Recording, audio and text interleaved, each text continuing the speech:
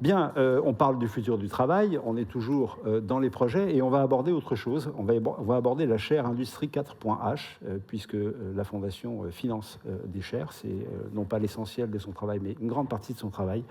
Et je voudrais qu'Andreas Riel me rejoigne. Cher Andreas, cette fois, je progresse, que j'ai déjà le micro. Merci. Asseyez-vous, Andreas. Bonsoir, Georges. Bonsoir.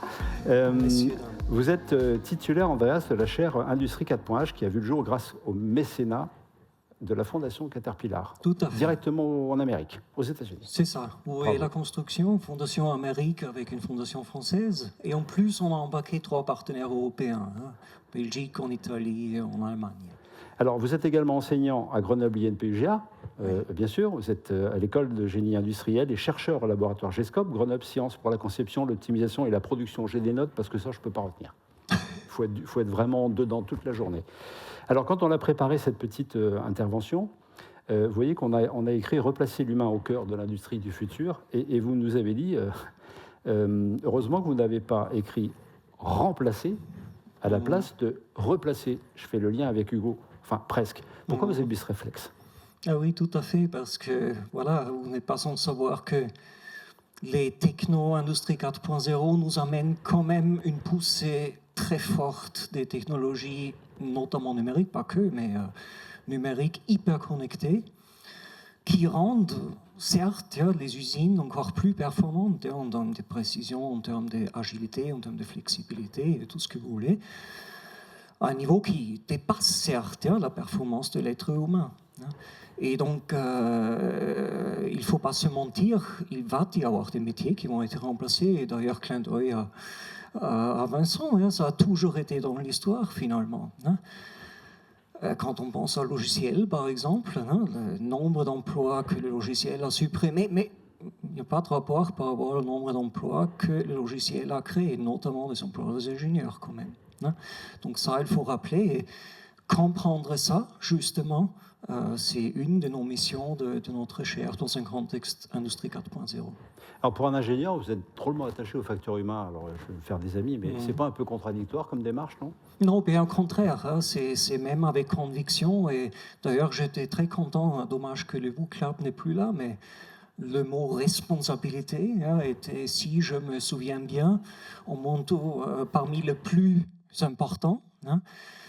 On est responsable, hein, et surtout en tant qu'ingénieur, parce qu'on est quand même censé être à peu près le seul à comprendre ce qui se passe et les opportunités, mais aussi, je dirais, dans un sens soutenabilité environnementale, dans un sens éthique, les risques et les menaces. Hein.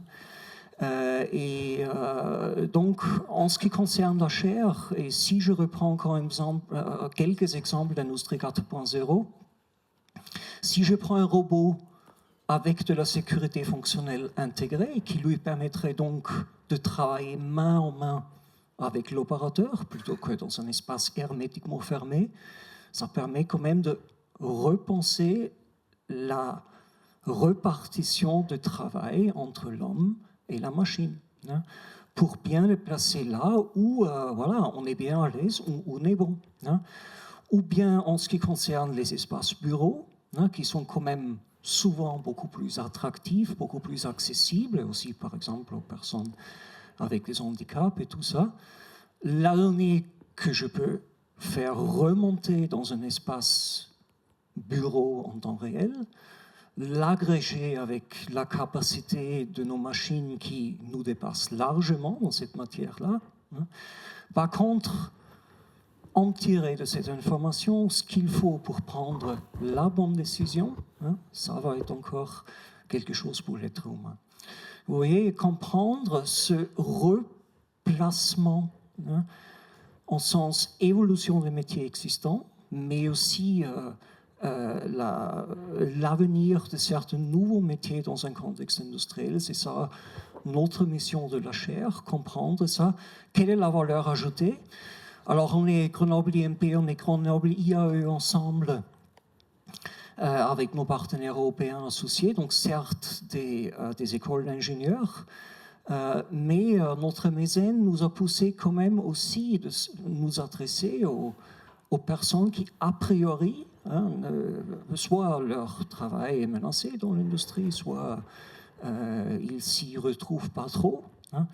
Aussi prendre un volet formation, donc on travaille beaucoup avec le pôle formation de l'UMM, avec aussi le CNAM et tout ça. Donc on a pris un volet formation, on a créé une dizaine de parcours, notamment basés sur les jeux sérieux, parce qu'on est aussi convaincu en tant qu'ingénieur, il faut innover au sens pédagogique. Alors, vous êtes optimiste pour les 30, 40, 50 années qui viennent? On se rassure, on se détend, ce sera piloté?